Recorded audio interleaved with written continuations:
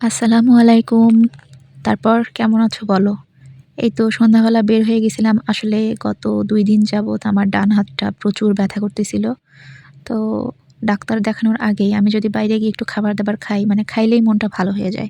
এই যে সবার ১ম এ ২ টা ম্যাঙ্গো বার নিলাম, তারপর চলে গেলাম আমরা একটা স্ট্রিট ফুডের দোকানে। এই দোকানে আজকে ১ম গেছি। দোকানের অবস্থা দেখে, খাবার দেখে নাক সিটকায়ও না।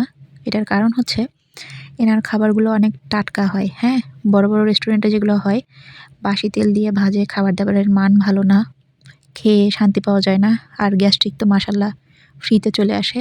এই যে মাত্র একটা এটাকে কি বলে? পাটিসাপটা পিঠা। ভিতরে নারকেল তো খুব কম দেওয়া। একটু নারকেল, একটু গুড়, আটা দিয়ে বানাইছে আরকি। যাই হোক, ফার্স্ট টাইম দোকানে ট্রাই করতেছিলাম। তো পাটিসাপটা খাওয়ার পর অন্যান্য খাবার দেখে মনে হইল যে আটার বড়, বড় গোলা পাওয়া যায়। আমি ভাবছিলাম যে ভেতরে মনে হয় সবজি কিছু একটা দেওয়া আছে। ওইটার জন্য ওই খাবারটা অর্ডার দিলাম। তো দেখি নিয়ে আসতেছে। তো পিসটা অনেক বড় ছিল। এখন এত বড় পিস হাঁ করে কেমনে খাবো, হ্যাঁ? আশেপাশে অনেক মানুষ আছে, শরম লাগে। এজন্য বললাম যে, "ভাই এটাকে কেটে দেন।" তো ওরা আবার কেটে দেখো সুন্দর করে সস লাগাই দিছে। সসটা আমার পছন্দ না।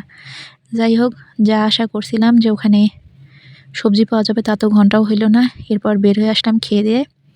দেখতেছি আর কি খাওয়া যায়। ওই যে দেখা যায় বাদামওয়ালা। চলো একটু বাদাম খাওয়া যাক।